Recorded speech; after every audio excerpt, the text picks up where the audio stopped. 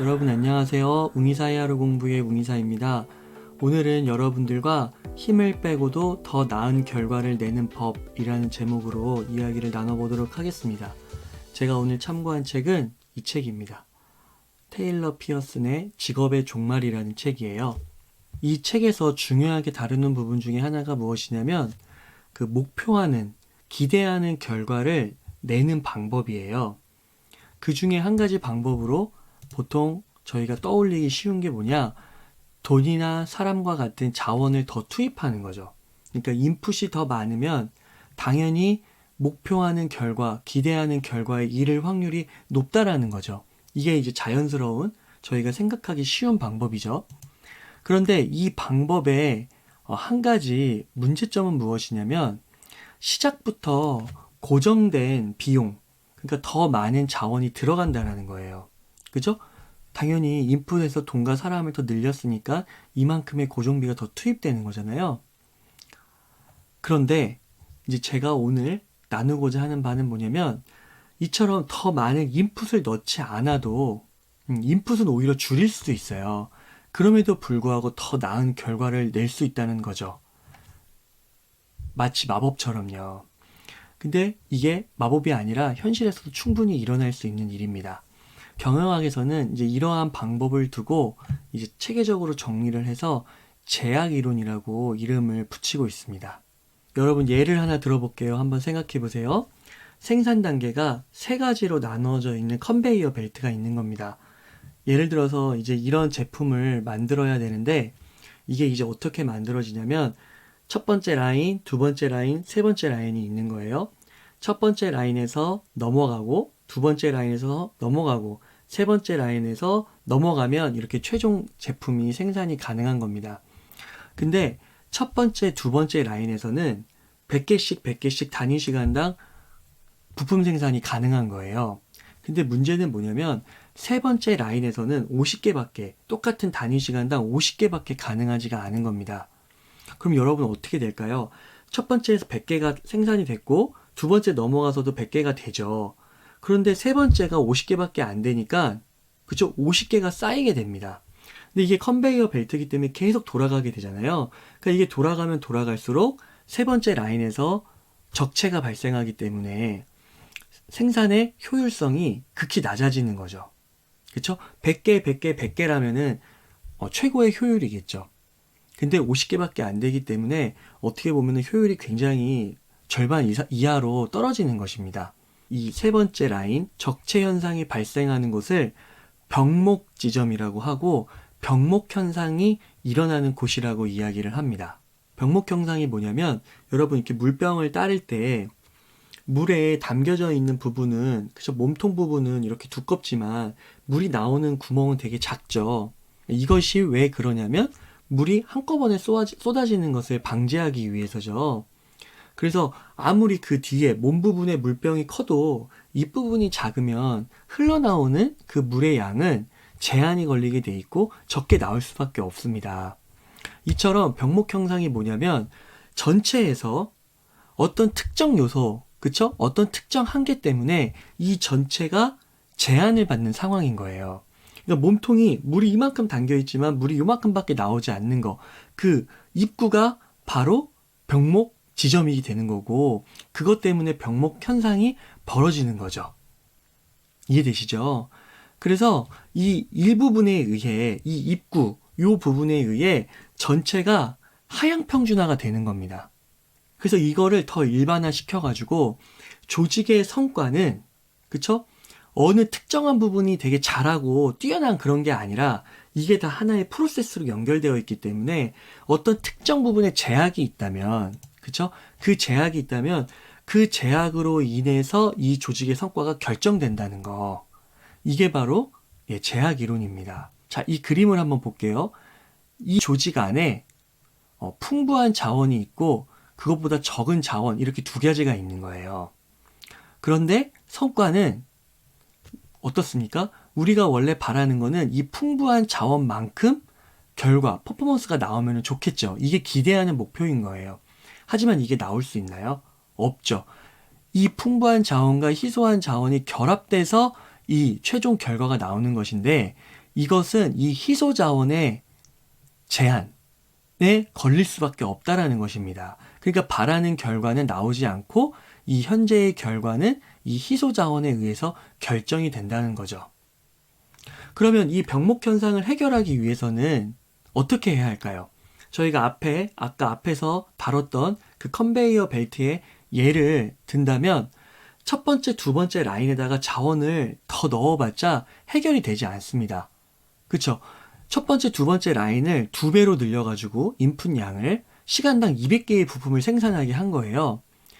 300개라도 좋아요. 400개라도 좋아요. 아무리 자원을 이 첫 번째, 두 번째라고 늘린다 한들 여러분 이 조직의 성과가 올라갈까요? 그렇지 않죠. 세 번째가 그대로라면 비효율은 계속 발생할 수밖에 없습니다. 그래서 어떻게 해야 되냐면 이 병목 현상을 해결하기 위해서는요. 전체 구도를 우선 봐야 돼요. 그러니까 첫 번째, 두 번째, 세 번째 이 라인을 전체 구도를 다 보고 병목 지점이 일어나는 곳, 제한이 발생하는 곳을 찾아서 그 부분을 집중적으로 수리수선해야 하는 것입니다. 이것을 하기 전에는 이 병목 현상은 해결해질 수가 없어요. 그러니까 무엇보다 필요한 건 뭘까요? 예, 바로 이 전체 시스템, 전체 프로세스를 볼 수 있는 눈이 필요합니다. 그러니까 전체 시스템을 볼 수 있는 이 눈, 인사이트를 얻기 위해 학습과 공부가 우선 필요하다라는 거예요. 우리 인간의 문제 중에 하나는 뭐냐면 피상적인 면에 집중되기가 쉽다라는 겁니다. 그리고 되게 손쉬운 해결책으로 개선을 하려고 하는 것도 문제죠. 그래서 우리가 공부와 학습을 통해서 어떤 문제의 그 이면에 있는 것이 무엇인지 궁극적인 문제를 파악하는 통찰력을 갖춰야 한다는 것입니다.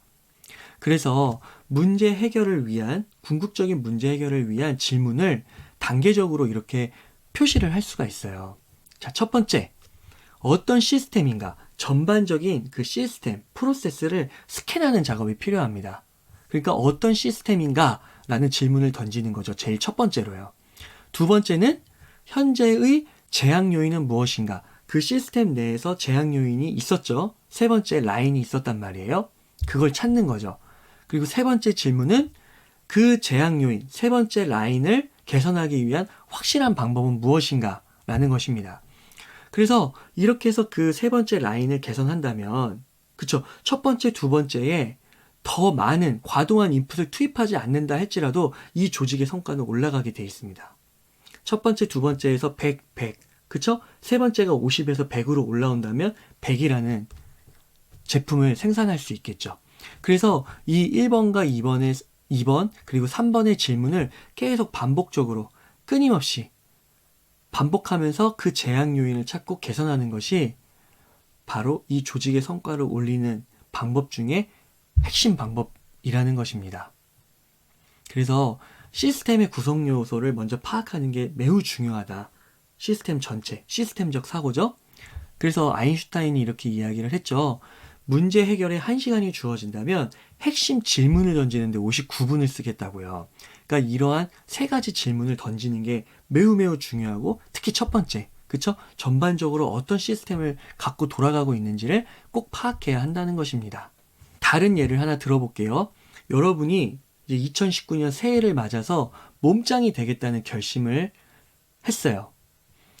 그래서 피트니스 센터에 등록하고 운동 계획도 세우고 보충제도 주문을 했습니다.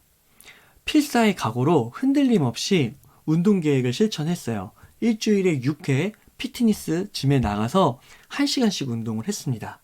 그런데 문제는 뭐냐? 2달이 지났는데도요. 몸짱은커녕 아무런 그런 게 없는 거예요. 진전이 없는 거예요. 오히려 옆구리 같은 데는 살이 더 찐 것만 같은 거예요. 그래서 질문을 다시 하게 된 거예요. 무엇이 문제이지? 근데 생각을 해봐도 크게 문제가 없어 보이는 거예요. 체질의 문제인가? 체질? 모르겠네. 이렇게 되는 거죠. 그래서 주위에 좀 물어봤더니 운동은 최소 3개월은 해야 된다는 거예요. 그래서 3개월은 해보자. 이렇게 다시 마음을 다잡고 지속하게 됩니다. 근데 문제는 3개월 후에도 기대한 결과가 나오지 않은 거예요. 무엇이 진짜 문제일까? 크게 문제가 없어 보이는데. 그래서 이제 어떻게 하냐면 운동량을 2배로 늘린 겁니다. 운동량이 적은 것 같아. 1시간은 나한테 안 맞나 봐. 하루 2시간으로 늘려보자. 그렇게 해서 6개월을 진행한 겁니다. 근데 어땠을까요? 6개월 후에도 기대한 결과가 나오지 않았어요. 그러니까 뭘 말씀드리고 싶냐면 지금까지 질문을 던지고 나름 찾은 해결책이라고 한 그런 방안들이 피상적인 질문에서 비롯됐다는 거죠. 우리가 제약이론을 공부하고 그쵸? 병목 형상을 공부했으니까 질문을 다시 할 수 있겠죠? 그 세 가지 절차에 따라서요. 그러니까 제약이론은 뭡니까, 여러분? 더 많은 인풋이 문제가 아니라는 거잖아요. 그쵸? 병목 형상이 어디냐라는 것이잖아요. 그쵸? 그래서 이렇게 질문을 던지는 겁니다. 다시. 첫 번째, 어떤 시스템인가? 전반적인 시스템을 스캔하는 거예요. 그래서 운동만 바라보는 게 아니라 하루의 일과를 쭉 훑는 겁니다. 그래서 하루의 일과 중에 제약 요인을 찾아보는 거예요. 그리고 그 제약 요인을 찾았으면 그걸 개선하기 위한 확실한 방법을 찾는 거죠. 그래서 하루 일과를 스캐닝했습니다. 그랬더니 본인이 새벽 5시에 일어나는 거예요. 근데 잠은 12시에 자는 거예요. 수면 시간을 따져봤더니 5시간밖에 되지가 않는 거예요. 이런 경우 책을 찾아서 공부를 해보니까 수면 부족으로 호르몬 문제가 발생을 해서 오히려 체중 감소에 악영향을 미칠 수 있다는 것을 알게 되었습니다. 그리고 열심히 운동을 하고 나서 보니까 막 좋아하는 스타벅스 스콘 같은 걸 먹는 거예요. 그러니까 막 입맛이 당기면서 안 먹던 거를 막 먹게 되었다는 거죠. 생각해 보니까 러닝머신에서 1시간 뛰면 400칼로리인데 이 스콘이 400칼로리였다는 거죠. 이렇게 하루 일과를 스캐닝하면서 문제점을 발견하게 된 것입니다. 이렇게 식이요법, 운동, 수면 이렇게 세 가지를 중요 핵심 요소를 발견하게 된 것이죠. 충분한 수면과 식이요법을 병행했더니 심지어 운동량을 약간 줄이더라도 더 나은 결과가 비롯되었다는 것입니다. 나왔다는 거예요. 몸짱이 되었다는 거예요. 여러분 다시 한번 볼게요. 그림을 한번 통해 볼게요. 이렇게 식이요법과 운동과 수면이 있었던 거예요. 이 세 가지 구성 요소가 핵심 요소로 전체 시스템을 구성하고 있었던 겁니다. 근데 처음에 이 몸짱이 되고 싶은 친구가 이 운동 부분에만 집중적으로 관심을 쏟고 에너지와 인풋을 투여했죠. 심지어 1시간에서 2시간으로 2배를 늘렸는데 어떻습니까? 결과는 바라는 결과에 못 미치죠. 왜 그랬나요, 여러분? 바로 제약이론. 그쵸? 전체의 성과는 제한된 요인으로 결정이 되는 거예요. 그게 뭐였냐면 바로 식이요법과 수면이었습니다. 그래서 식이요법, 그쵸? 불필요한 부분을 근절하고 수면, 시간을 늘렸죠? 그러니까 그것이 운동량을 더 줄이더라도 바라는 결과에 이를 수 있었다라는 것입니다. 병목형상 해결한 거, 그쵸? 매일 1-2시간 잠을 더 잔 것과 스콘 대신에 과일, 야채 등을 먹은 거, 그쵸? 기존의 자원 투입량을 심지어 줄였음에도 더 많은 인풋을 넣지 않았음에도 그쵸? 막 더 열정적으로 운동을 하지 않았음에도 최대의 효과, 목표한 바, 기대한 바를 이룰 수 있었다라는 거죠. 그렇기 때문에 핵심은 전체 시스템에서 제약 요인을 반드시 찾아내야 된다는 것입니다. 다시 한번 그림을 보여드릴게요. 풍부한 자원, 희소한 자원. 희소한 자원으로 결정이 되는 거죠. 이렇게 운동을 아무리 늘리더라도 제한된 요인으로 현재 결과가 결정이 되는 것입니다. 오늘 내용을 한번 정리해 보겠습니다.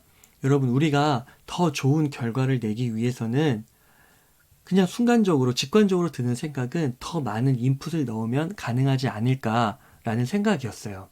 하지만 제약 이론에 따르면 무엇입니까?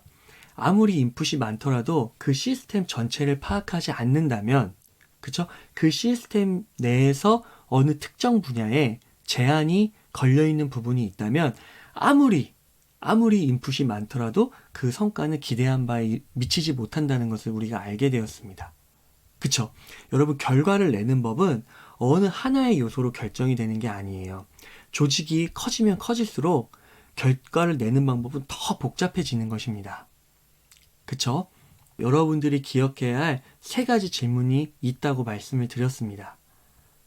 문제를 해결하려고 할 때 눈에 보이는 것, 피상적인 그런 것에 바로 접근을 해서 자원을 더 투입시키는 게 아니라 전체적인 시스템을 우선 파악하는 거죠. 전체 시스템에 대해 공부를 하는 것입니다. 전체적인 프로세스가 어떻게 돌아가는지 명징하게 이해를 하라는 것이에요. 그리고 그 프로세스 가운데서 핵심 구성 요소를 찾았다면 어떤 구성 요소에서 제약 요인이 걸려 있는지를 찾으라는 거죠. 그리고 그 제약 요인을 개선하기 위한 확실한 방법은 무엇인지 강구하라는 것입니다. 그래서 이 1, 2, 3, 이 세 가지의 단계 질문을 순서대로 던질 줄 알아야 하고요. 이것을 끊임없이 반복을 한다면 제약 요인은 계속해서 계산이 될 것이고 더 좋은 결과를 낳을 수 있겠죠. 여러분 어떠신가요? 이렇게 힘을 빼고도 더 나은 결과를 낼 수 있는 방법에 대해서 알아보았습니다. 여러분들이 이러한 제약 이론에 대해서 명확하게 인지하셔가지고, 그쵸? 바로 문제에 접근하는 게 아니라 전체 시스템을 먼저 파악하는 이런 시스템 사고를 익히셔가지고 여러분이 속해 있는 가정, 조직, 그리고 회사 등등에서 좋은 성과로 이어지시기를 진심으로 바라겠습니다.